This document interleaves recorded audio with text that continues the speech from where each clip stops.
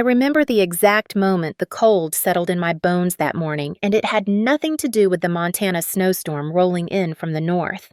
It happened inside Pine Ridge Community Bank under fluorescent lights that buzzed like a dying bee, while a manager in a spotless navy suit glanced at me with the kind of polite pity that cuts deeper than cruelty. His words came wrapped in a smile that never reached his eyes. "People like you, Maryland old diners like yours, they just do not make it anymore." He said it with the certainty of a man who believed he understood my life better than I did. I stood there clutching the stack of overdue loan papers, feeling a flush crawl up my neck, as if every failure I had ever faced was suddenly printed across my forehead. I wanted to argue. I wanted to tell him how my mother had built Brooks Sunrise Diner with her bare hands and a coffee pot that never shut off. I wanted to explain that a town without a diner is a town without a heart. But when your bank account is nearly empty and your father's medical bills pile up like gravestones, dignity becomes a luxury. All I could do was nod as he denied my extension request and offered a stiff apology that meant nothing. Outside, the air slapped me the moment I stepped through the doors. The wind cut across Main Street, scattering old leaves and stinging my cheeks. I walked toward my old Subaru, the one with a heater that worked only when the universe felt generous. I turned the key, listened to the engine choke, tried again, and finally heard it rattle awake. I drove less than 2 blocks before it sputtered, coughed, and died right there on the snowy shoulder. I let out a breath that looked like smoke from a fire burning down to its last embers. I pushed the car the remaining half-mile to the diner boots, slipping on slush fingers numb inside thin gloves.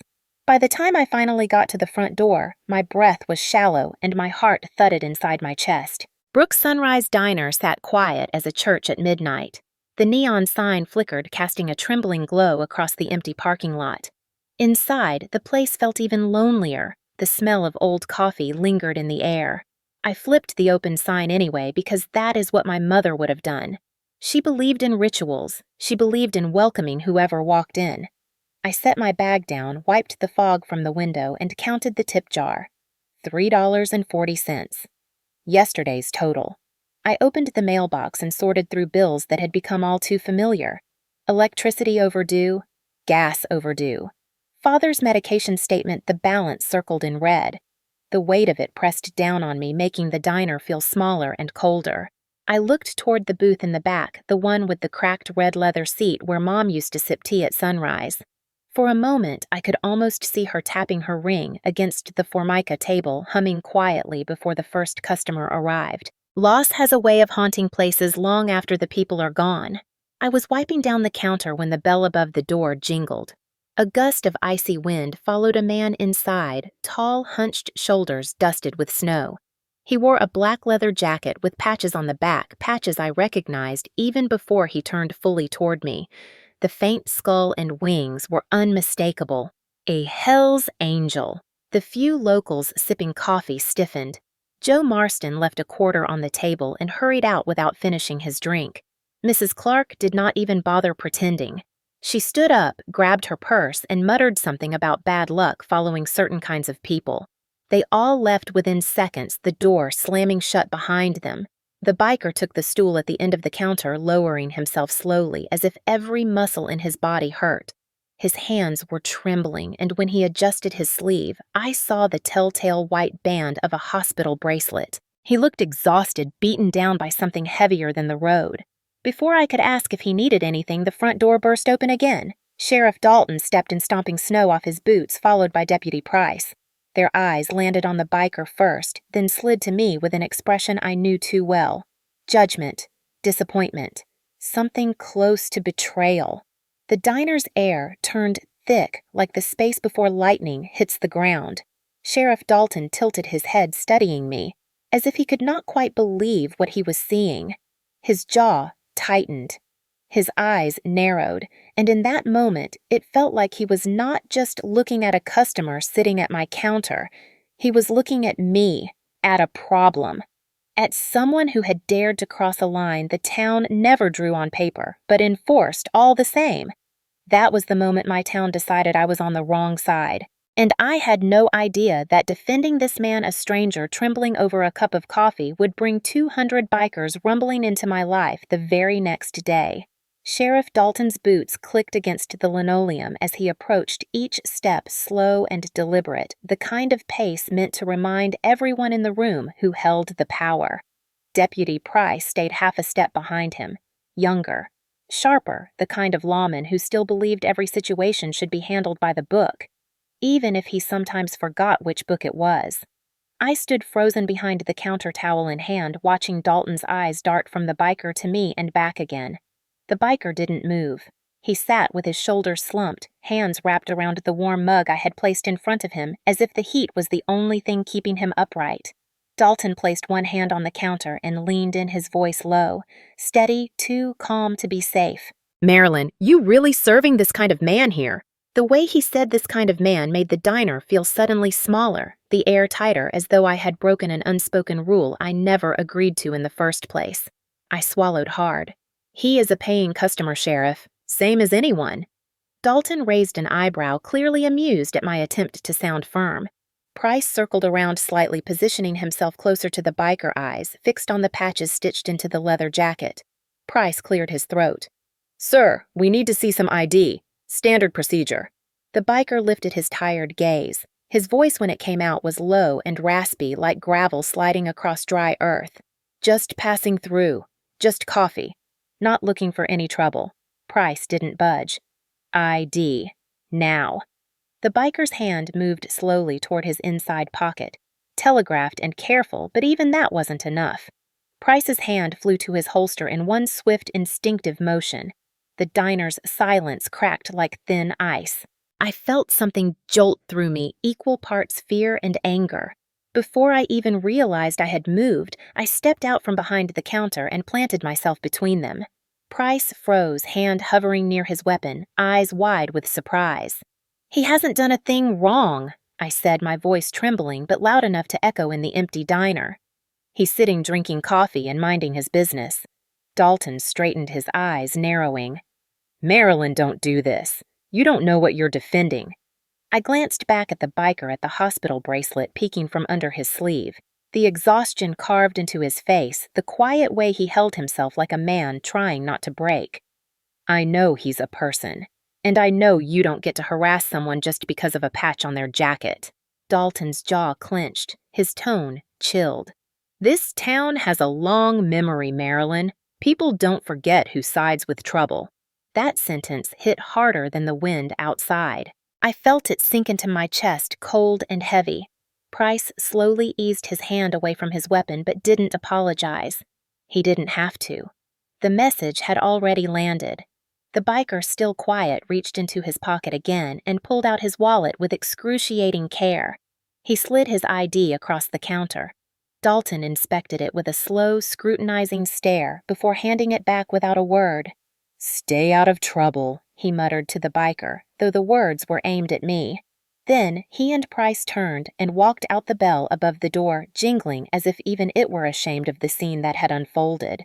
For a long moment, the diner was silent, except for the faint hum of the old refrigerator behind the counter. My heart hammered so loudly I swear I could hear it echoing in my ears. The biker swallowed hard. His voice came out rough, thickened with emotion he tried to hide. "Shouldn't have caused that. I'm sorry." I shook my head. "You didn't. People caused that. Not you." He looked away, his shoulders rising and falling with a shaky breath. He tried to reach into his jacket again, pulling out a few crumpled bills with hands that trembled so violently the money slipped from his grip and fluttered onto the counter. I quickly placed my hand over his. "No, breakfast is on me." He blinked up at me, stunned eyes suddenly glassy. "You don't have to do that. I know. But I want to." His lips parted, but no words came, only a quiet nod. He finished his coffee slowly, as though savoring something rare. When he finally stood to leave, he hesitated, then reached out his hand. "Thank you," he murmured, voice breaking slightly. "You're the first person today who treated me like a human being." My throat tightened painfully. I managed a small smile. "Safe travels, all right." He nodded once, heavy and tired, then walked out into the swirling snow. I watched him disappear into the white haze, feeling something shift deep inside me, something I couldn't name yet but would soon understand. When I finally turned back toward the counter, the remaining customers were gone, their chairs pushed back hastily. Coffee cups, half full, bills tossed down in ways that felt less like payment and more like a message. And that message was made loud and clear when I walked to the door to flip the sign to closed. Pinned to the glass with a strip of duct tape was a cardboard scrap, the letters smeared red and angry. "Traitor lover! Get out!" My breath caught sticking somewhere between my lungs and my heart. Snow fell gently outside. Inside my world tilted, all because I had stood up for one stranger in need. I didn't know it then, but that moment would cost me everything I had left in this town, and it would also bring 200 bikers to my door the very next morning. I locked the diner door with fingers that still trembled the cardboard sign, crackling in my hand like something alive. I crushed it into a tight ball and shoved it deep into the trash can behind the counter, as if burying it there might bury the shame burning hot beneath my ribs. The snow outside thickened the late afternoon light, fading so quickly it felt like someone had dimmed the world. I tried to return to routine. Routine had kept me alive all these years. Wipe the counter, check the coffee pot, rinse the mugs. Except every time my mind replayed the sheriff's words, my stomach twisted tighter. This town has a long memory, Marilyn. I had grown up in this town. I knew exactly how long their memory was. I had seen people shunned for less. I had watched neighbors' lives crumble over whispers. I had watched my mother prove her worth every day until the very end and still be spoken of like she was a charity case instead of the backbone of this entire ridge. I lifted the mug the biker had used and paused. His fingerprints still fogged faintly against the ceramic. For a strange moment, my throat tightened. He had looked like a man unraveling, a man with nowhere else to go, a man carrying more pain than even he could hide. I rinsed the mug and set it to dry, telling myself not to feel anything more. But that was already a losing battle. The sun dipped away completely, leaving only the harsh, fluorescent glow overhead. I turned off the lights, leaving the diner lit by the soft lamp near the register, the way my mother always did when she wanted the place to feel like home instead of a failing business. I was heading to the back door when a sharp knock rattled the front glass. I froze. For a moment, all the fear Sheriff Dalton had planted in me rose up fast and choking. Maybe someone had come back to put another sign up. Maybe worse. My feet moved slowly as if my body were trying to protect me from whatever waited on the other side.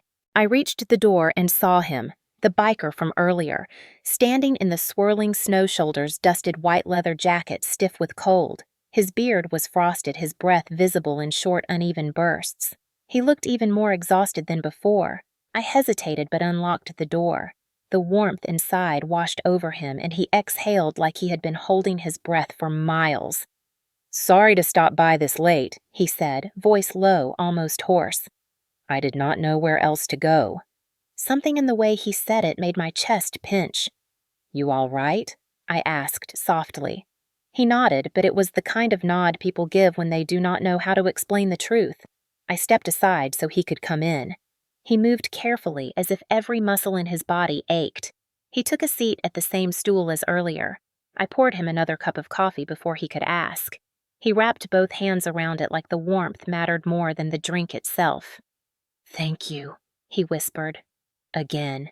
We sat in a quiet thick enough to feel like a blanket. I studied him for a moment, really studied him, the deep lines around his eyes, the slight swelling under them, the way his jaw kept clenching and unclenching. The hospital bracelet had slid up slightly, revealing his name in smudged ink. I read it silently. Caleb. He caught me looking. He didn't hide it this time. "My boy," he finally said, voice breaking on the second word. "My son is at St. Vincent's. Chemo. Has been there 2 weeks." I felt the breath leave my lungs. The toughness he carried earlier dissolved instantly, revealing a man hanging on by threads. "I'm sorry," I murmured. He nodded once, jaw trembling. "I have been sleeping in the waiting room chair when they let me.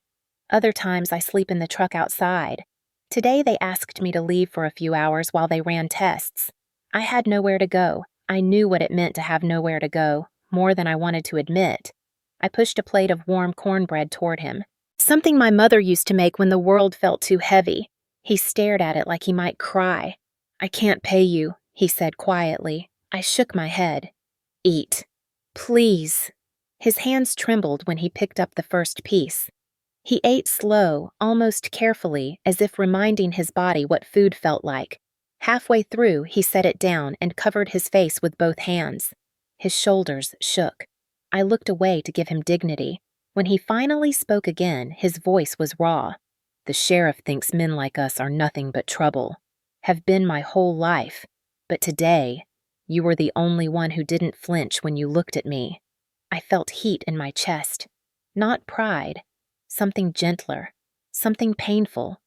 "You needed kindness," I said softly. "That is not complicated." Caleb swallowed hard. "I don't get much of that anymore. Most of us don't." He paused. Then something unreadable flickered in his eyes. "You got hurt today because of me." I stared at him. The spray paint on my wall flashed in my mind. The empty diner, the cruel note. But none of that was his fault. This town did what it always did. They judged. They punished. They assumed. Caleb exhaled slowly. "I owe you more than breakfast and trouble with the sheriff. I owe you more than I said." He stood, reaching into his pocket, not for money, but for his phone. His thumb hovered over the screen. "There is something I need to tell you. Something I should have said earlier." I braced myself. He lifted his head, eyes steady, almost solemn. "Your mother saved my life 20 years ago."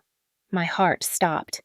He continued slowly, carefully, as if laying down fragile pieces of memory. "I was stranded in a storm. Everyone passed me. Everyone. Except her.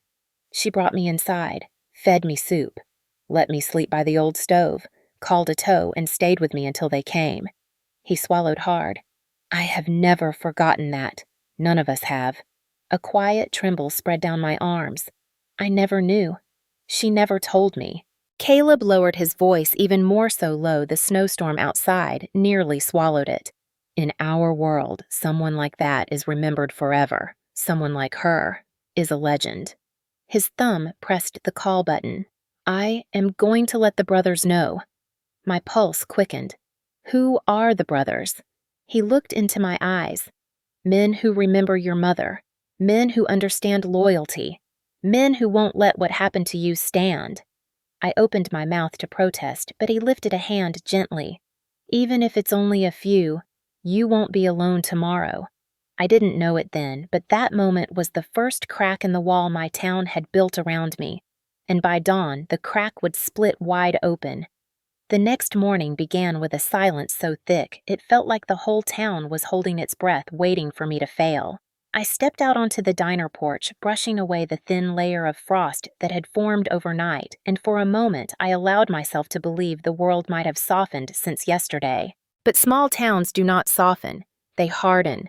They remember. They punish. I unlocked the door and flipped the sign to open, expecting at least the usual trickle of early customers. Old Mr. Hutchins with his half decaf. The Pierce brothers who argued every morning at the corner booth. The traveling nurse who always ordered oatmeal and left a tip to make up for the people who did not. But 9 o'clock came and went. 10, 11. The coffee pot hissed and burned itself empty. I remade it twice, though no one came to drink it. I stood at the counter with a rag in my hand just for something to occupy my shaking fingers, because every time the bell over the door stayed quiet, my heart sank a little lower. At noon, I walked outside to sweep the steps, desperate for anything that felt like control.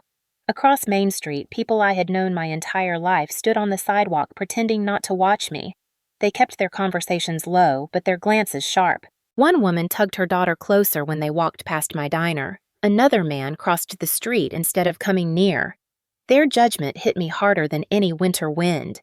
By early afternoon, I forced myself to run an errand at Miller's Hardware head high, even though it felt like walking through a field of knives. The bell dinged as I entered, and the conversations stopped instantly. The owner's son stared at me too long. Mrs. Hargrove, who used to bring my mother jars of apple butter every fall, turned her back to me as if I were contagious.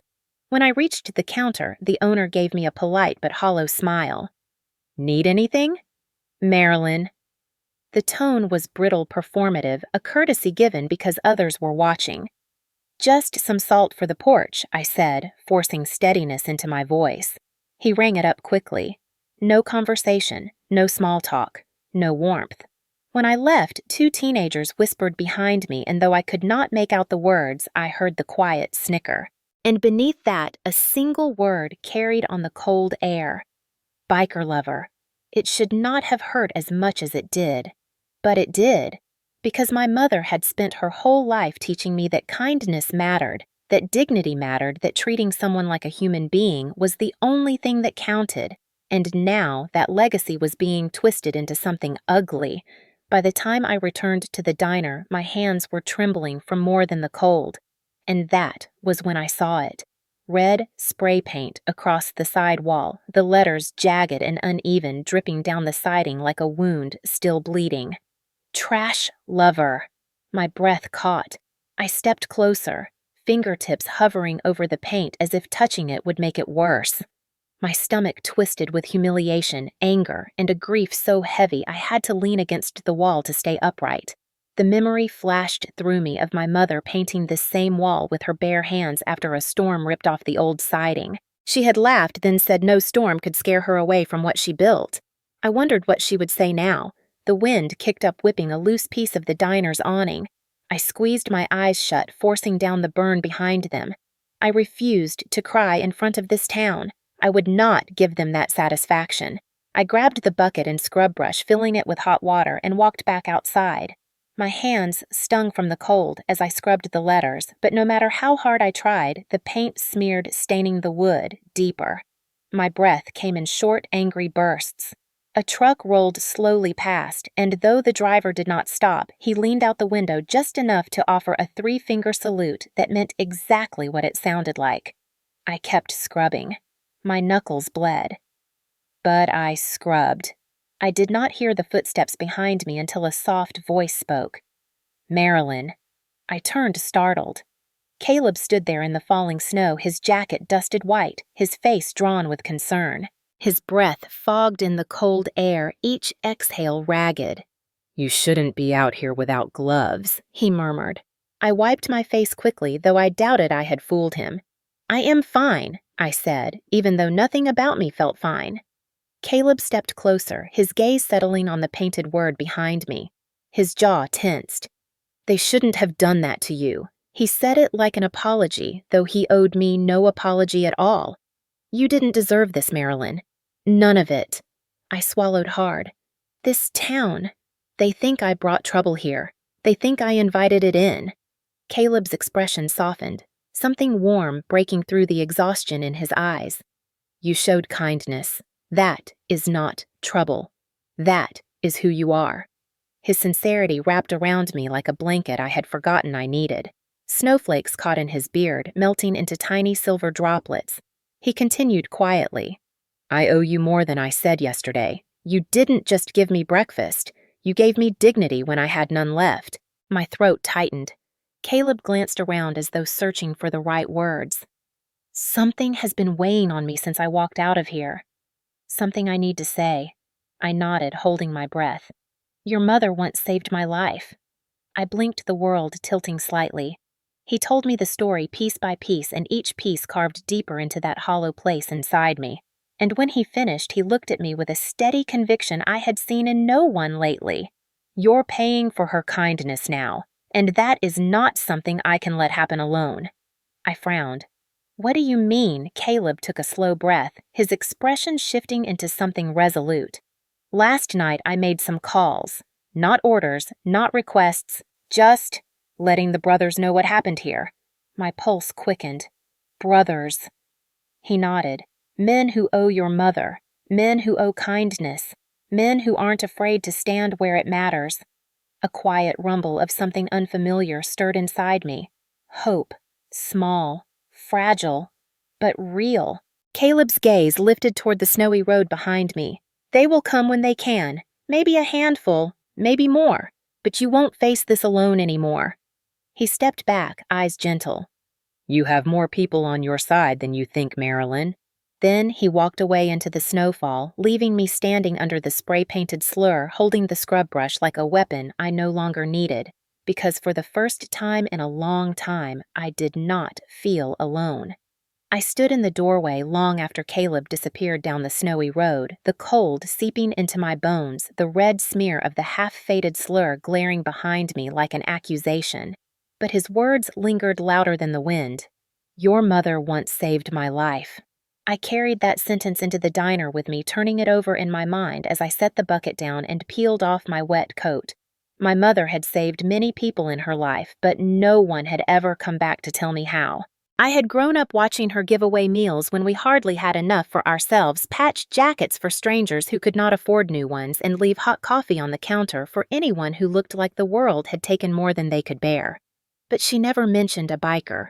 She never told me about a storm, and certainly never told me she had been called an angel on Ridge 12. The diner felt too quiet, so quiet the old floorboards seemed to echo under my steps. I poured myself a cup of coffee, even though my hands shook too much to lift it right away. Outside, the sky darkened with another heavy band of winter clouds. Instead of going upstairs to my small apartment, I sat in my mother's old booth, the one near the window where she'd always kept a jar of fresh flowers back when business still smelled like hope.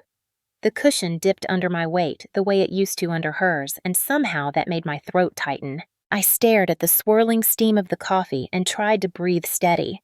Everything Caleb had said replayed in my mind, how she found him stranded cold, ignored by every passing driver, how she brought him inside without hesitation, how she served him soup and stayed awake until the tow truck arrived. That was her. That was exactly her. Fierce, soft, brave in all the ways that counted. But I could not shake the feeling that there was something else beneath his story, something he had not been able to explain. A memory flashed my mother sitting at this very booth late at night, rubbing her aching hands after a long shift, staring at the snow drifting against the windows like she was listening for something far away. She used to say storms brought truths out of people. Some folks hid from them. Others found their heart in the middle of one. Maybe that night 20 years ago she had found hers. And maybe Caleb had found his. I lifted my coffee and took a shaky sip. The bitterness grounded me just enough to stand again. I needed to breathe air that wasn't heavy with ghosts. I needed to feel the world beyond my own fear and this town's cruelty. So I grabbed my coat, locked the diner, and started walking toward the one place I knew I could find answers, or at least a connection to the person I used to trust more than anything. The cemetery sat behind the old Lutheran church, the snow there deeper, more untouched. The iron gate creaked when I pushed it open, and the only sound was the quiet crunch under my boots. My mother's grave lay under a bare oak tree, its branches like fingers reaching into the gray sky. The headstone was simple, just her name and 2 dates that still felt impossible every time I read them. Too soon, too fast. I knelt down, brushing away snow with my sleeves. The granite was cold under my fingers, but somehow it steadied me. I leaned forward, resting my forehead lightly against the edge of the stone. "Mom," I whispered, and my voice cracked in the cold air. "I need to know. I need to understand." I told her everything. The bank, the sheriff, the slur on the wall, the silence from people who once hugged me after church, the biker, his story, the hospital bracelet. The way he said she was a legend without even knowing she was my mother until today. By the time I finished, my cheeks were wet, though I wasn't sure when I had started crying. I waited for an answer that would never come, but sitting there, pressed against the stone she left behind, I felt something shift inside me. Maybe it wasn't an answer. Maybe it was just courage. Courage to believe that kindness still meant something even when the world tried to tear it apart. I stood slowly brushing the snow from my knees. As I walked back toward the diner, the wind picked up, carrying the distant echo of an engine somewhere in the valley. It was probably nothing. A truck, a snowmobile, winter noises. But a strange energy prickled down my spine anyway, like a whisper of something moving toward me whether I was ready or not. I reached the diner as the sky fell into full dusk. The windows glowed faintly the way my mother always said a diner should glow at night, like a lantern on the side of the road, for anyone who needed it. I unlocked the door and stepped inside, expecting silence. Instead, the bells jingled behind me as if someone else had followed, but when I turned, no one was there, just the wind. I hung my coat, rubbed my arms for warmth, and was heading to the kitchen when I heard a soft thud against the front door. My heart lurched. I spun around and approached carefully. Pressed against the glass was a folded piece of paper weighted by a small stone. My breath caught. I opened the door and grabbed it before the wind tore it away. Inside, scrawled in rough handwriting, were 6 words. "We don't forget kindness, not ever." Beneath it, a small emblem, a winged skull, the symbol of their chapter. My hands trembled so hard the paper nearly slipped from my fingers. The brothers. They were already watching, already moving, already choosing to stand with me even before I fully understood what stood against me. I locked the door and leaned my back against it, breath shaking in my chest. Everything was changing. And deep down, I felt an ache of something unfamiliar spreading through the fear. Hope. Because my mother had helped a stranger once. And now, decades later, the world she touched was coming back to touch mine. And whether the town liked it or not, whether I liked it or not, a storm was coming. A storm made of engines and loyalty and old debts paid in full.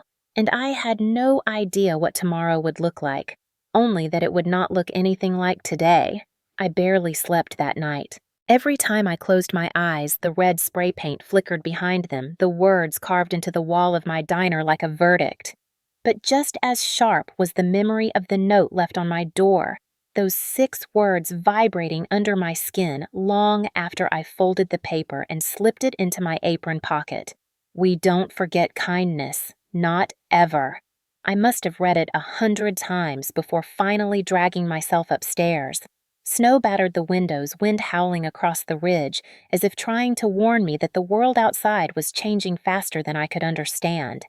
I lay in bed with my mother's old quilt pulled to my chin, listening to the storm gnaw at the eaves. Every creak of the diner settled into my bones. I remembered how my mother used to talk to the wind whispering along the ridge, telling it she wasn't afraid, telling it she had weathered worse. But as the hours crawled by, I realized something unsettling. I wasn't afraid either. Not like I should have been. Not like a woman whose town had just turned its back on her. A strange steadiness kept pulsing through me, rooted in Caleb's story, in the memory of my mother's quiet courage, and in the shadow of that promise scrawled on worn paper. At some point, close to dawn, the wind calmed just enough for me to hear the faint buzz of my phone vibrating on the nightstand. I blinked into the dim light, stomach nodding. No one called me this early unless something was wrong. The caller ID read, "Unknown." For a moment, I almost let it ring out, but something in my chest nudged me to answer. My voice cracked as I lifted the phone. "Hello?" A breath heavy and ragged filled the line. Marilyn Caleb's voice strained broken around the edges. Fear wrapped icy fingers around my ribs. "Caleb, what's wrong?" There was a pause, then a long exhale that sounded like a man carrying far too much weight on his shoulders. "I just left the hospital," he said quietly. "They're running more tests." I asked what kind, but he gave no specifics, only that his boy was holding on. Barely. He cleared his throat, the sound rough. "I didn't wake you, did I?" "No," I said honestly. "I wasn't sleeping anyway." Snow groaned against my window, and for a heartbeat we both listened to it breathing in the same silence from miles apart. Then his voice dropped into something deeper. "I made the call," he said. My breath stalled. "The call." He hesitated, then continued. "The call that brings the brothers." The world around me seemed to still. I sat up, fully quilt falling from my shoulders. "Caleb, what does that mean?" He chuckled softly, but there was no humor in it. "It means they know what happened. It means the story's out. It means people who owe your mother, people who owe you now, are deciding what to do about it." My heart beat so loudly it drowned out the wind. I felt the shift, the weight of something ancient and fierce moving quietly through the dark, something older than my town, older than Sheriff Dalton's judgment, older even than the diner itself. Loyalty, debts, brotherhood. Not the violent mythology people imagined, but the quiet kind, the kind built from cold nights' broken engines and the hands of strangers who reached out anyway. Caleb's voice pulled me back. Some will come today if the roads allow it. Some may come tomorrow. Some may wait for the weekend. They're scattered. They got lives, jobs, families. They ain't an army, Marilyn. They're just men. Men who remember. That last sentence hung between us until the line crackled softly. My eyes burned. Why would they come for me? Another breath softer this time. Because your mother helped more people than you ever knew. He hesitated again. And because you defended me when no one else would. I pressed the heel of my hand to my sternum, trying to steady something too big to contain. Caleb continued. They may not all show, maybe just a handful, maybe none, but I gave them your name. I gave them the story. Whatever happens next, happens. For a few seconds, neither of us said anything. The quiet between us felt like a fragile bridge holding up two people who had been standing alone for far too long. I exhaled slowly. Thank you for telling them. I wasn't sure whether the words were for myself or for my mother's memory. He shifted on the other end of the line. I didn't do it for a thank you. I did it because it was right. Because you didn't deserve what they put on your wall. Because I owed your mom. And now, I owe you. My throat tightened. Caleb, he hummed softly. Try to rest if you can, he said. Tomorrow won't look like today. Then he hung up. I sat in the dark long after the call ended, hands gripping the phone as if it held the only warmth in the world. Tomorrow won't look like today. The sentence pulsed inside me louder than the storm outside. Eventually, I forced myself downstairs. The sky had barely begun to lighten, a pale, bruised gray creeping across the ridge. I brewed a fresh pot of coffee and stood by the front window watching the road, waiting. But nothing moved except the snow swirling softly around the lamppost. As the minutes slipped into an hour, my hope began to wobble. Maybe the distance was too far. Maybe the weather was too heavy. Maybe the brothers had lives too complicated to leave behind on a cold morning in a forgotten mountain town. The thought settled like a stone in my stomach. I sighed and turned away from the window. The coffee pot hissed behind me, filling the diner with the familiar smell of mornings I used to trust. I went to refill the sugar jars, trying to convince myself not to look outside again for at least 5 minutes. I lasted 30 seconds. When I turned back to the window at first, I thought the world was still empty. But then I heard it. Soft at first, like a vibration in the floorboards. Then growing. Low. Steady. Rolling through the valley like distant thunder. My breath caught. The sound wasn't the wind. Wasn't a plow. Wasn't a truck. It was an engine. Then another. Then another. I pressed my palm to the cold glass as the rumble grew louder, deeper, closer. The mountains were waking up, and they were bringing something with them. I didn't know how many. I didn't know who. I didn't know what they intended to do when they arrived. But as the first silhouette appeared through the fog, one headlight cutting through the storm like a promise, I felt a shiver run through me from the crown of my head to the soles of my feet. Because Caleb was right. Tomorrow would not look like today, and the quiet mountains were no longer quiet. The rumble grew until it felt like the earth itself had a heartbeat. I pressed both palms to the window, my breath fogging the glass, as I tried to make sense of the silhouettes emerging from the wall of snow.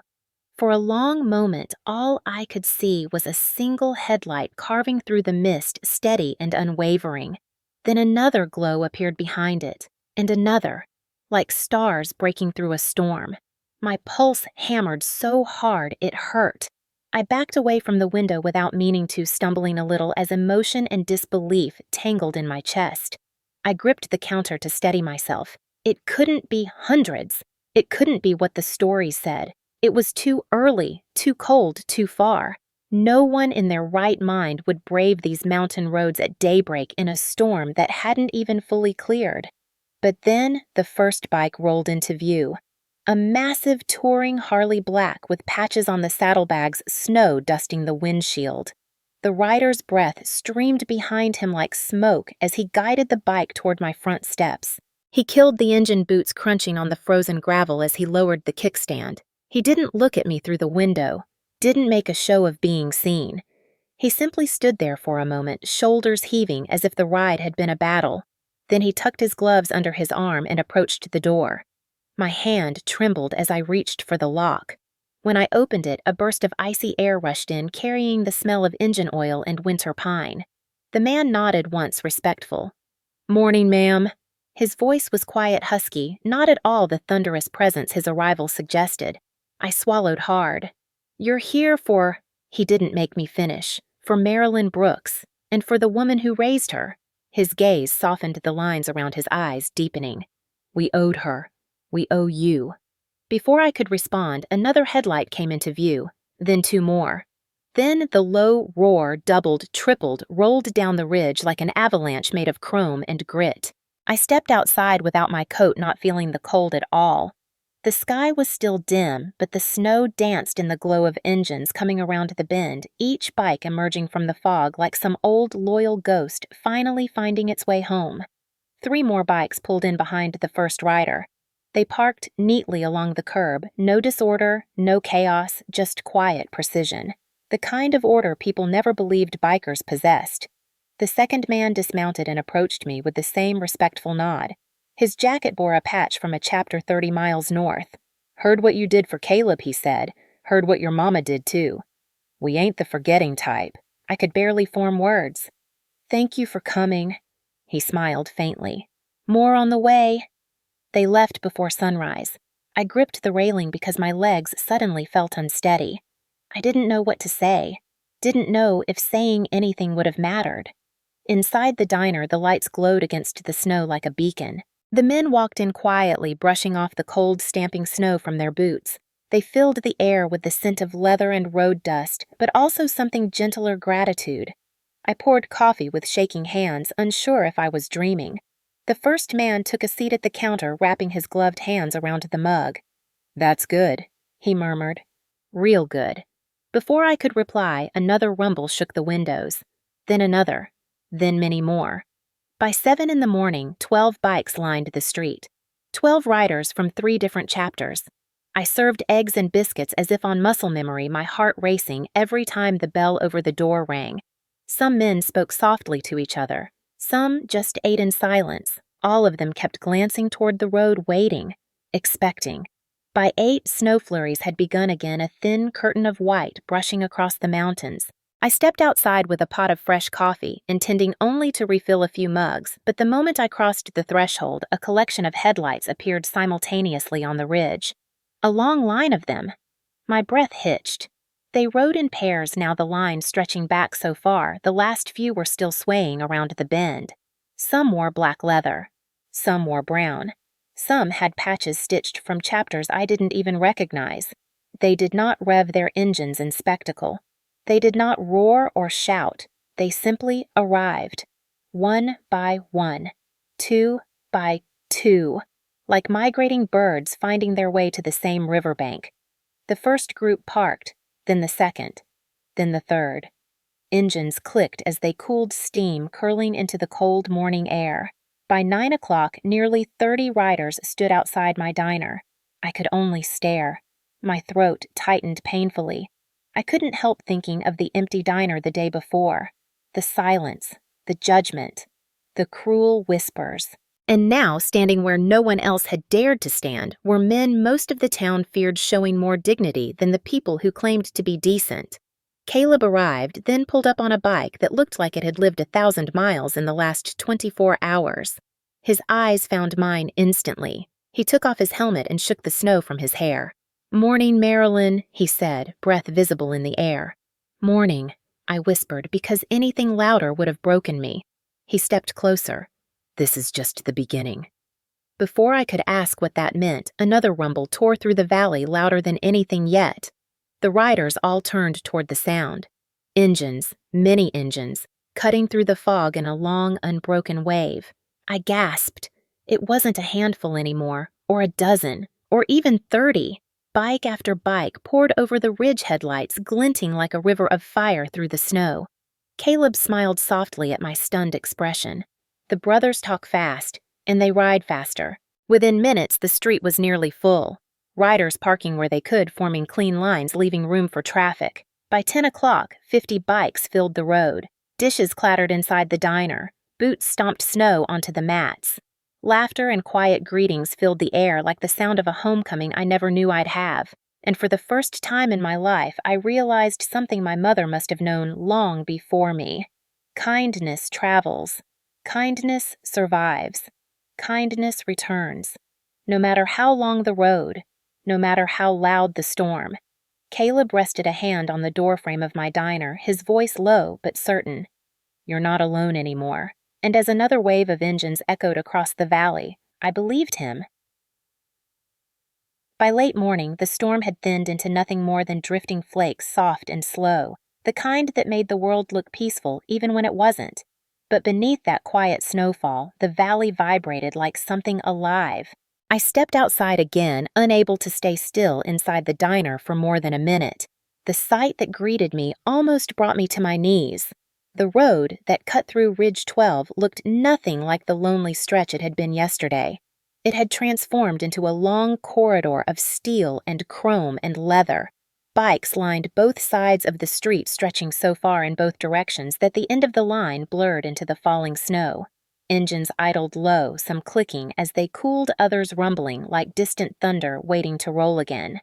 Men and women stood beside their bikes, stamping their boots, stretching stiff legs after miles of riding through storms. Their breath fogged the air in thick clouds.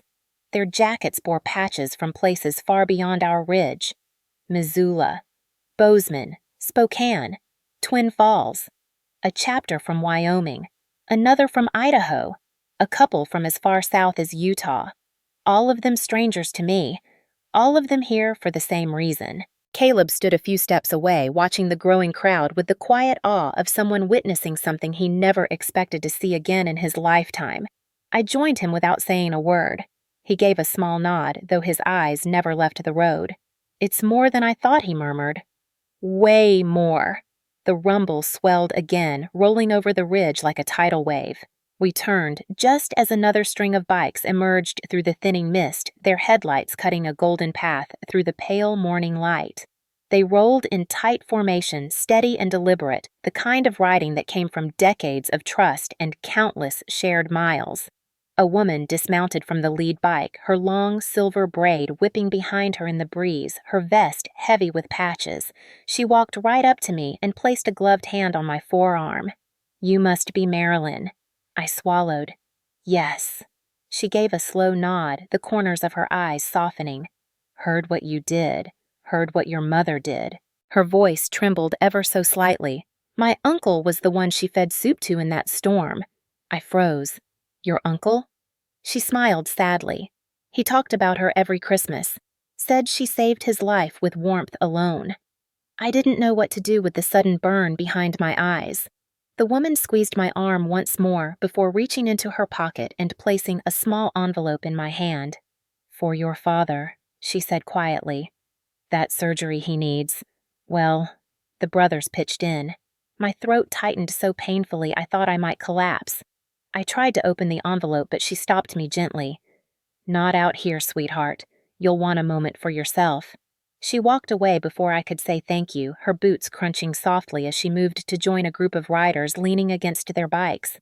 I looked down at the envelope shaking in my hands. I didn't need to open it to know it held more money than I had seen in years. Maybe ever. Caleb stepped closer, voice low. "They don't do this lightly," he said. "They don't forget when someone shows them humanity."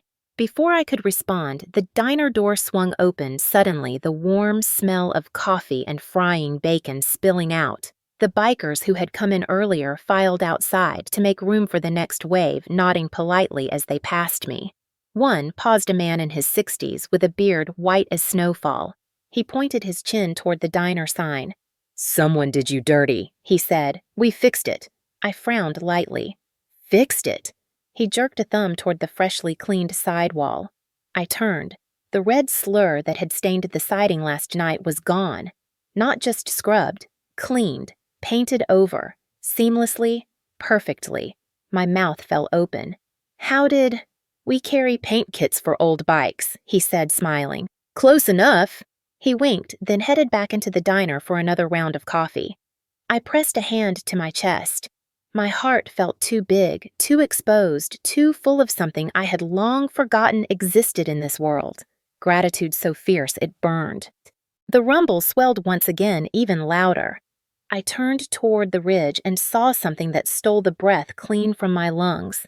Not a dozen this time, not 30, not 50. A wall of headlights crested the hill, moving as one unbroken wave engines growling like thunder rolling across the valley floor. Caleb let out a slow exhale that sounded like disbelief and relief intertwined. "That's Idaho," he whispered, "and Wyoming behind them." My knees weakened. I clutched the railing. They kept coming, bike after bike, stretching further than I could see. The town had never seen anything like this. I had never seen anything like this.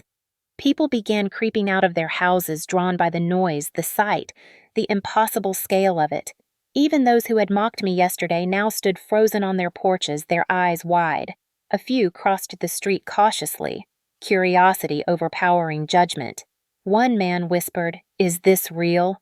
Another murmured, "I've never seen a turnout like this." By midday, riders overflowed onto the side streets lining every inch of available curb. Some pitched in clearing snow from the walkways. Others swept the steps of my diner. Some replaced the flickering bulbs over my sign without being asked. A few brought in bags of groceries and placed them gently on the counter inside. Trucks arrived, too, carrying supplies, fresh produce, sacks of flour, crates of eggs. All paid for. All delivered without a single condition. One rider, a quiet young man with tattoos up his neck, handed me a thermos of hot tea. "For your hands," he said softly. "They look cold." I wrapped my trembling fingers around it, unable to speak.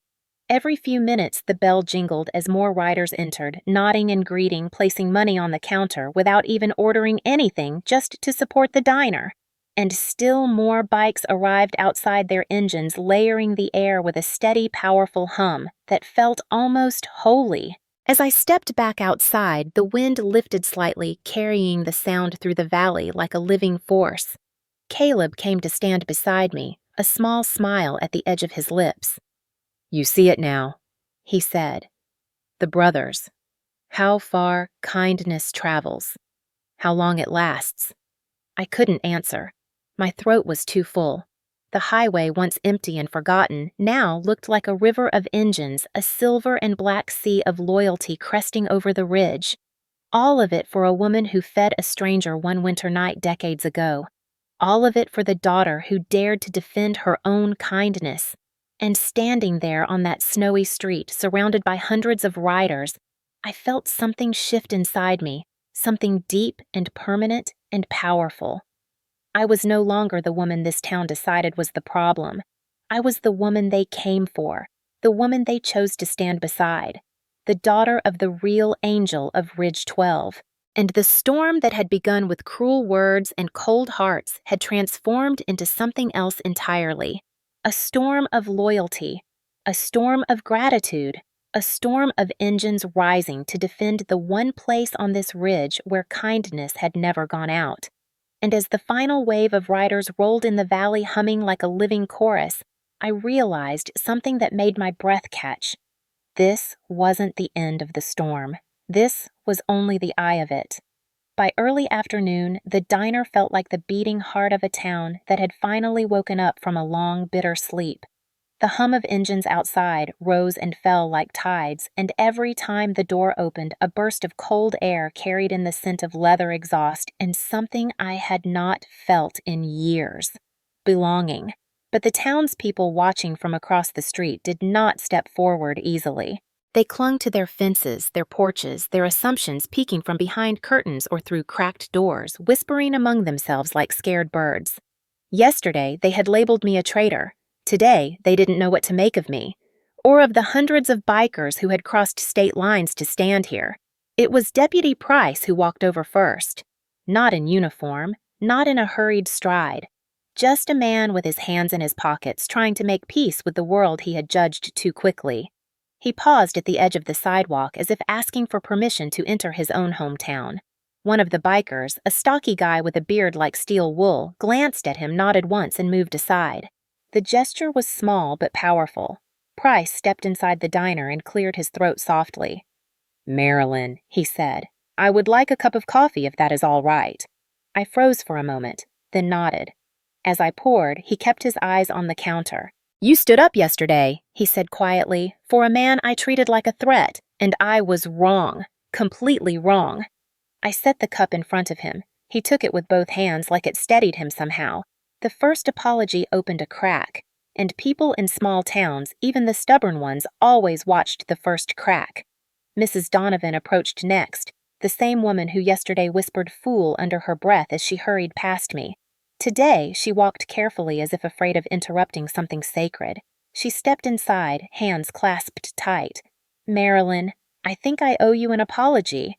Before I could answer, she glanced over her shoulder at the sea of leather jackets outside. "I never knew your mother saved all those people." A biker beside the window lifted his head, a tall man with brown skin and eyes kind enough to soften stone. "She saved my life, actually." Mrs. Donovan blinked. "You—" The biker smiled gently. "Broke down outside this town in '99. Snowstorm swallowed the whole ridge. Your mom and dad pulled me out of my truck, fed me, gave me a blanket, let me sleep in a booth while it blew over." Her jaw loosened. "That was your mother?" "Yes, ma'am." Mrs. Donovan's eyes flicked to me. "I'm sorry. I truly am." And so it began, one after another. A man stepped in with trembling hands. "I never told anyone," he said, "but your mother once paid for my gas when I was broke and ashamed to ask." A woman followed. "Your mom found my daughter when she wandered off near the ridge trail. I always meant to come back and thank her." Then a retired trucker limped in with a cane. "Your dad fixed my axle in the rain, refused a dime. Said paying him was like paying a brother." The memories came like a flood from mouths that had been quiet for decades. Stories stitched together from strangers and neighbors, revealing a truth I never knew I inherited. My parents had been the backbone of this ridge, the ones people turned to when storms swallowed the roads or life swallowed hope. And in all those years, I never knew it. People who once avoided me now edged closer, pulled by guilt or curiosity or something softer. Even more bikers stepped forward to add their piece of the quilt. A man with a scar down his jaw said, "She bought me a hot meal when I was 17 and running from a home that didn't love me." A woman with silver piercings whispered, "She sat with me when my husband died on the road. She held my hand till help came." A younger rider chimed in, his voice shaky. "She stopped my bike on the ridge once to warn me about black ice, saved me from sliding down the canyon."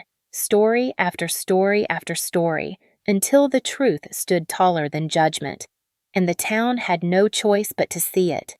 I stood behind the counter, gripping its worn edges as though it were the only thing keeping me upright. My parents had never bragged, never spoken of debts owed or gratitude unreturned. Their kindness had lived quietly.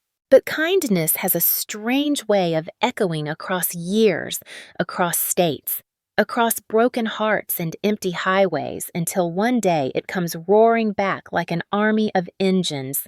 Outside, another wave of bikes pulled in. The windows rattled with the vibrations. Several townspeople flinched, but the bikers who entered next were gentle, respectful. They removed their gloves, their hats, their sunglasses like stepping into a chapel. One of them, tall, with a leather coat that seemed older than I was, approached me with a solemn expression. "You must be her daughter," he said. I nodded. He opened his wallet with careful fingers and pulled out a faded business card. My mother's handwriting bloomed across it like a ghost resurrected. Written in blue ink on the back were directions to our diner, and a short note. "If you ever need a hot meal, come home to us." He placed it in my hands. "I've carried that for 22 years. I never thought I'd get the chance to bring it back." My throat closed. The diner fell silent. The townspeople watched. The bikers watched. The moment hovered like a held breath. Mrs. Donovan whispered, barely audible, "Marilyn, your mother was an angel." I shook my head slowly. "No," I said, my voice trembling. "She was just kind, and kindness travels further than any of us ever imagine." Through cracked doors, through whispered apologies, through the roar of engines and the footsteps of neighbors crossing a snowy street one by one, and for the first time in a very long time, my town looked at me and didn't see the problem. They saw the daughter of the woman who once saved them all, and for a moment the whole ridge felt warm. The diner had never been louder and yet never felt more reverent. People talked in low voices, almost whispering the way folks do in hospital waiting rooms or church basements when something sacred is unfolding, but no one dares put a name to it. Through the windows, the line of motorcycles stretched so far down Ridge Road that the chrome caught the afternoon sun like a trail of mirrors. Inside, heat from packed bodies thawed the last trace of the morning frost clinging to the door frames. I was still holding my mother's old business card when a man approached, tall but not imposing, wearing a perfectly pressed flannel shirt under a simple black vest stitched with patches that looked more professional than dangerous. He had the posture of someone used to desks, not fights. He stopped in front of the counter and said, "Miss Brooks." His voice was warm, almost gentle. "Yes," I asked. "My name is William Carter. Most people in the club call me Ledger. I'm an attorney." I blinked. "An attorney?" He smiled. "People assume bikers are one thing. Truth is, we're a community like any other. Some of us are mechanics, some medics, some small business owners, and a handful of us like me deal in paperwork instead of engines." He placed a folder on my counter as carefully as if it were something breakable. I took a shaky breath. "What is this?" "Help," he said simply. "Real help. Not pity, not charity. Just people doing the small parts they're good at." He opened the folder. Inside were documents stamped with the county seal, a copy of my loan terms, a timeline of overdue payments, and 3 handwritten notes from community members who had stepped forward as character references. I stared. How did you even get these? Ledger tapped the paper lightly with the back of his knuckles. "I know the loan officer at the bank. Used to ride with her brother back in college. She gave me what I needed to look things over. Completely legal, by the way." My chest tightened. I had spent months being dismissed, ignored, and pushed aside by that same loan officer, but apparently she had no issue sharing documents when someone she respected asked. As if reading my mind, Ledger leaned closer. "Sometimes people listen to the wrong voices in their own heads. Sometimes they just need reminding who they're accountable to." Then he pointed at the last page of the packet. "Here is the important part." He had highlighted sections in bright yellow. "According to county regulations, your loan qualifies for a hardship restructuring on the grounds of elder care responsibilities and community significance. You can request a 30-day grace period without penalty." The words hit me like a physical blow. I had begged the bank for help. I had been told none existed. Ledger smiled. "They didn't lie. They just didn't want to bother with the paperwork. But I do paperwork for a living." He slid the folder toward me. "You have options now. Real ones." My throat closed. "Thank you," I whispered because it was the only thing I could manage. Ledger nodded respectfully and stepped aside as another biker approached. This one was shorter, stockier, with hands like tree trunks and sawdust still clinging to his boots. He introduced himself with a grin so bright it erased years from his face. "Name's Buck. Carpenter. Been fixing roofs longer than most folks here been alive." I blinked at him. "A carpenter?" He rolled his eyes affectionately. "Honey, you think writing means all we do is raise hell. We build things, fix things, break things sometimes, but mostly fix them again." He jerked his thumb toward my front porch. "Roof of your diner is sagging in the back left corner. I spotted it when I pulled in. And that downspout is clogged, probably backed up since October. Water damage is creeping under your siding." My stomach dropped. I did not know any of that. Buck chuckled. "Of course you didn't. You're running a diner, not a construction crew." His smile softened. "Let me fix it." I tried to protest. I really did. I opened my mouth, searching for words about money or pride or debts I couldn't pay. Buck waved a hand before I could even form the sentence. "Lady, relax. I'm not charging you. I owe your mother more than you know. She fixed my bike in '94 when I didn't have a dime to my name. Said she couldn't ride, but she sure knew how to tighten a bolt." He clapped his big hands together. "I got my tools in the truck. I'll start before the sun sets." Before I could respond, a woman stepped forward. Gentle face hair pulled into a messy bun, scrubs under her jacket. "I'm Eliza," she said softly. I work at St. Agnes Hospital. I overheard someone mention your father. My chest tightened again. He needs surgery, I said quietly. They want payment up front. She nodded. I know, I read his chart. My eyes widened. You read? She held up a hand. Someone on the staff heard who you are, and they wanted me to tell you this. There's a state medical hardship fund for families with long-term care burdens. Most people never hear about it because hospitals don't advertise it. But your father qualifies, and I already started the paperwork. I sank onto the nearest stool. My legs simply gave out. Eliza placed a hand on my shoulder.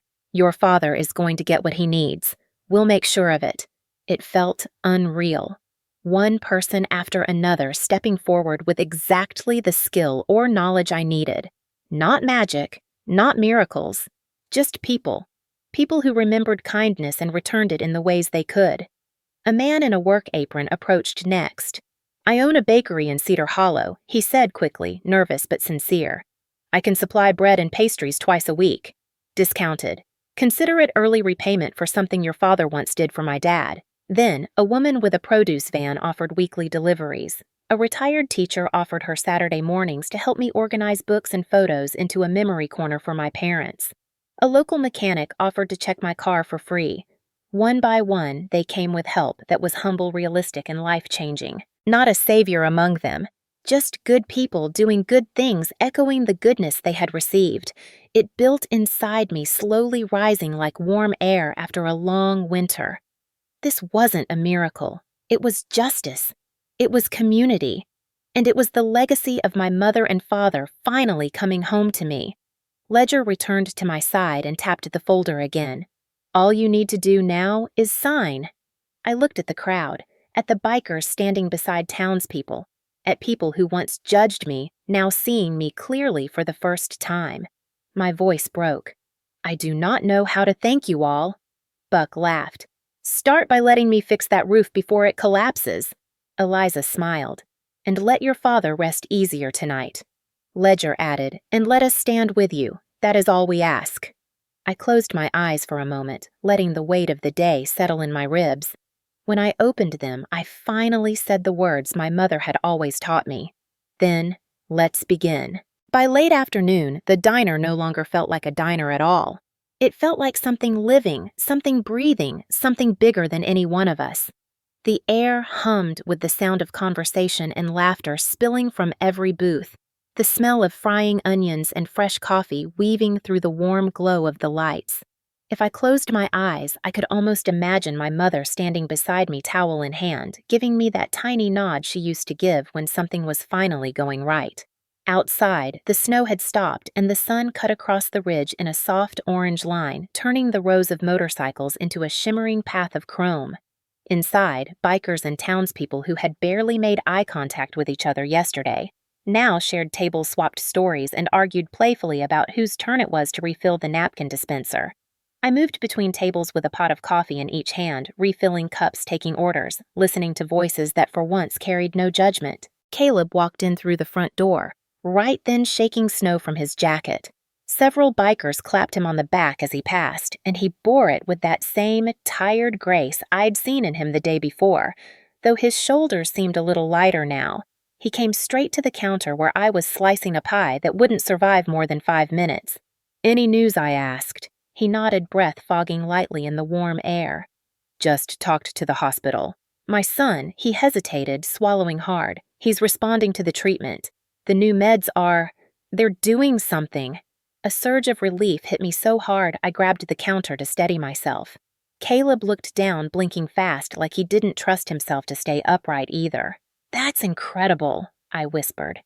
He nodded again, then covered his face with both hands for a moment. When he lowered them, his eyes shone. I don't know how to thank you, Marilyn. You don't owe me anything, I said softly. He let out a shaky breath. That is the first time someone has said that to me in years. I touched his forearm gently, and he leaned into the contact like a man finally allowed to rest. A few moments later, the bell above the door chimed again, and Deputy Price walked in. The room went quiet, but not tense, just curious. Price moved slowly, no swagger this time, no stiffness, no hand hovering near his holster like habit. Instead, he carried his hat in both hands like a boy approaching a teacher's desk. He walked straight to me. "Marilyn," he said the words catching in his throat. "I came to apologize. Not because anyone forced me, not because of the crowd outside. Because I thought about what you did and—" He exhaled. "You were right. I was wrong." He swallowed. "I treated an innocent man like he was guilty because I was afraid of the jacket he wore, and I treated you worse because I thought you betrayed your own town. But I see now." He glanced around, taking in the packed diner, the patched jackets, the smiling faces. "You didn't betray us. You reminded us." It took me a moment to speak. "Everyone deserves a second chance," I said quietly. "That's what my mother believed." Price nodded, his jaw tightening. "Thank you," he whispered. He slid into an empty stool, and one of the bikers, Buck, nudged a mug toward him with a grin. "First cup's on me, officer." Price raised both hands. "Please, it's just Price today." Laughter erupted around him, not mockery, but something closer to welcome. For the first time in a long time, he didn't look like a man carrying the weight of a badge. He looked like someone simply trying again. As the diner grew louder with chatter, a group of bikers near the back suddenly started chanting something rhythmic soft at first, then louder. "To Marilyn, to Marilyn, to Marilyn." The whole diner picked it up until the room trembled with their voices. My cheeks burned, and I tried to wave them off, but Caleb stood beside me grinning through tired eyes. "You deserve every bit of that," he said. I shook my head, overwhelmed. "I'm just running a diner." Caleb leaned closer. "No, you're giving people a place to belong." My throat tightened. I turned away under the pretense of grabbing more plates, but my eyes blurred too much for me to see the stack properly. And then, as if the day hadn't already wrung every emotion out of me, a small group of children wandered in from outside, bundled in puffy coats, their cheeks red from the cold. Behind them came their parents, hesitant but curious. One of the bikers bent down, offered a little girl a ride on his shoulders, and she squealed with delight. Her mother startled at first, then laughed at the sound sharp with release. More locals trickled in after that, then more. Soon the line between town and riders blurred until I couldn't tell who was who unless I looked at their jackets. And somehow, none of it mattered. Around 6 o'clock, as the sky outside turned lavender and the lights in the diner flickered on in full, I stepped back to catch my breath. For a moment, I simply watched. A biker showing a farmer how to properly lace his leather boots. Mrs. Donovan teaching a tattooed woman how to fold napkins into little fans. 2 teenagers, one local, and one wearing a patched hoodie, swapping phones and laughing at the same memes, and Caleb sitting by the window staring at a photo of his son that he kept tucked inside his jacket, his eyes soft and hopeful in a way I had never seen before. The sight hit me with such force that I pressed a hand over my chest. This wasn't a diner anymore. This was a family table, built by broken people, stitched together by kindness, woven with second chances. "My family," I whispered to myself. "My real family." That night, the ridge felt alive, like the mountains themselves were holding their breath, watching us forge something new out of the ashes of fear and judgment. Tomorrow, I knew, would bring 1,000 challenges, bills, repairs, rumors, responsibilities, but for the first time since my mother died, I felt strong enough to face them. Not because the world had suddenly gotten easier, but because I wasn't facing it alone anymore. My family was right here, and they weren't leaving. 6 months later, I could barely recognize my own life. Winter had melted into spring, then summer had rolled through the valley like a warm tide washing over old wounds, and now autumn clung to the ridge with its gold leaves and soft winds. But the biggest change wasn't the seasons. It was the sound. Every morning without fail, the purr of engines drifted up Main Street.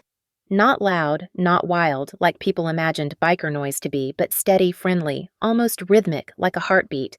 And every time I heard it, I smiled. Brooks' Diner was no longer a dying relic. The windows were spotless. The once flickering neon sign glowed steady and warm. and the smell of fresh sourdough biscuits floated out onto the street before sunrise. The booths were full again, the counter lively, the tip jar so heavy some days I had to empty it twice. Tourists arrived after hearing rumors of the Little Mountain Diner protected by the Ridge's friendliest troublemakers. Locals who once avoided me now came in just to sit and talk. Travelers came through misjudging the place by its old sign, but left carrying stories they would repeat for years. And the bikers my unlikely family came and went in waves. Sometimes 3 at a time, sometimes 10, sometimes more. Never overwhelming, never disruptive, always respectful. They would sit, order coffee, ask about my father, tease each other, leave big tips, and hop back on the road with a wave as casual as a neighbor walking home. But the real miracle was my father. The surgery the doctors said we might never afford had been paid through a patchwork of community programs. Biker fundraising rides and donations I still can't believe came from people who barely knew us. He moved slower now, but he moved. He talked softer, but he talked. And sometimes, when he thought no one was looking, he wiped tears from his eyes while watching the diner full of people. One afternoon, I found him standing under the new sign outside. The wood was polished and the letters were carved deep and steady: Brooks Diner. Second chances served daily. He traced the words with his fingertips, voice cracking as he whispered, "Your mother would have loved this." I pressed my head against his shoulder, and for the first time in years, his arm came around me fully strong enough to pull me close. "She's still here," I said softly, "in every piece of this place." He nodded, unable to speak. Around late September, a group of riders walked in wearing matching patches. They took off their jackets one by one as if rehearsed. The last one, a tall woman named Harper, who had become one of my closest friends, placed a neatly folded vest on the counter. "This is for you," she said. I lifted it carefully. Black leather, soft but sturdy. The back embroidered with careful hands. Brooks Diner. Respected friend. Under that, a smaller patch: Ridge family. My throat closed. I ran my fingers over the stitching, feeling the weight of what it meant. This wasn't a gift. It was a promise. "You don't have to wear it," Harper added gently, "but you earned it." I didn't trust my voice, so I simply nodded and hugged her.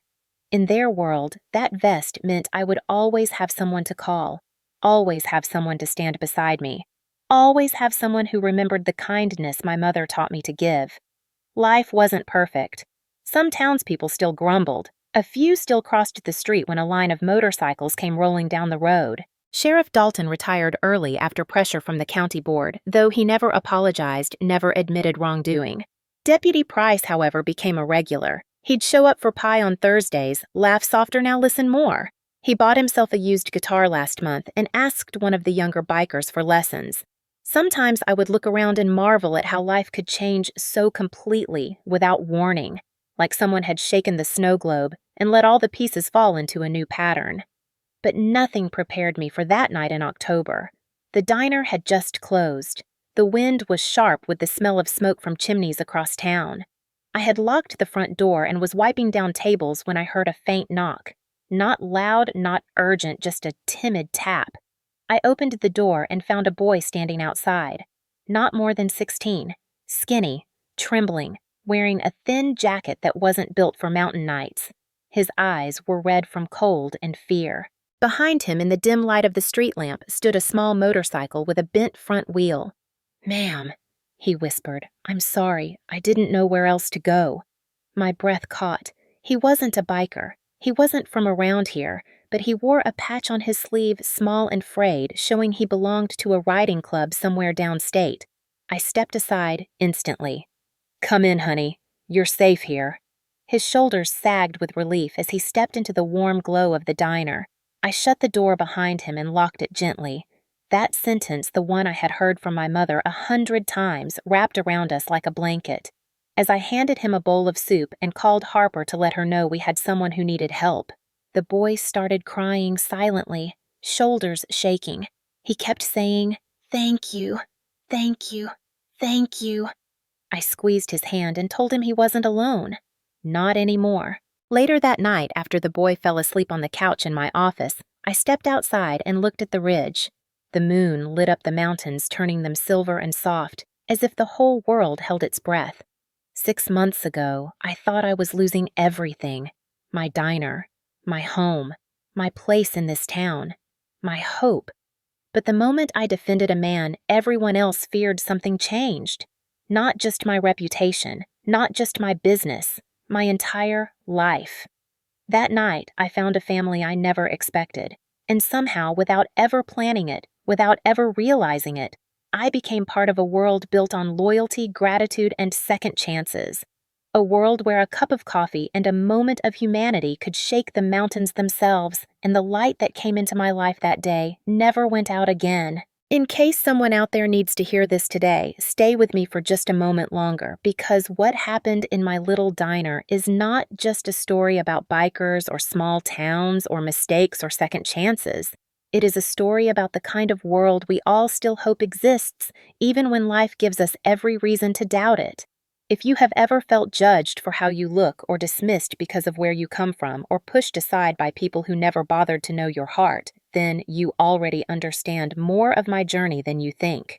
And if you have ever stood up for someone even when your voice shook, even when the world told you to sit down, even when you knew the price would be high, then maybe this story felt a little like looking into a mirror. I know what it is to be tired. I know what it is to feel the weight of bills you cannot pay, to walk through a town where people whisper your name like it is something dirty, to wonder if kindness is even worth it anymore.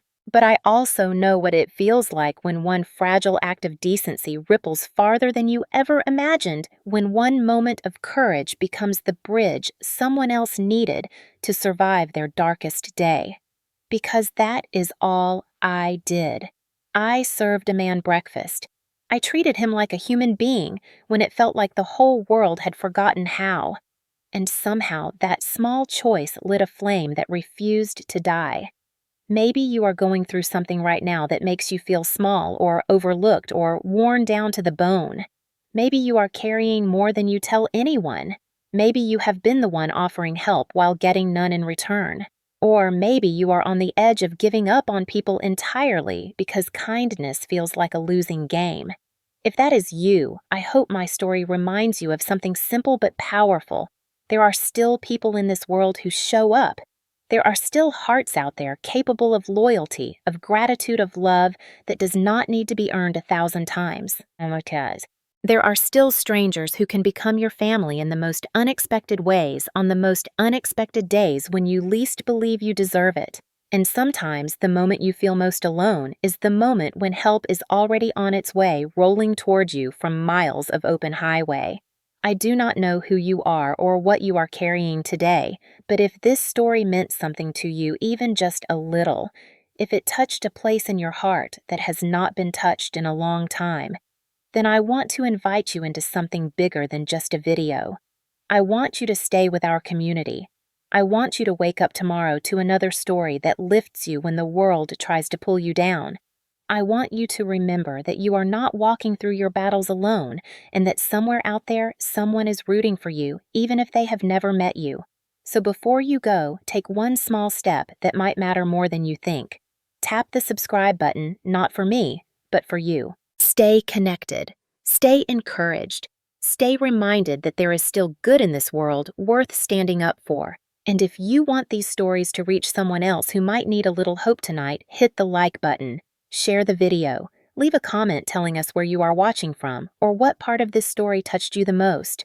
Your voice matters here. Your story matters here. And who knows? The next life changed might be your own. Until then, keep your light burning. The world needs it more than you know.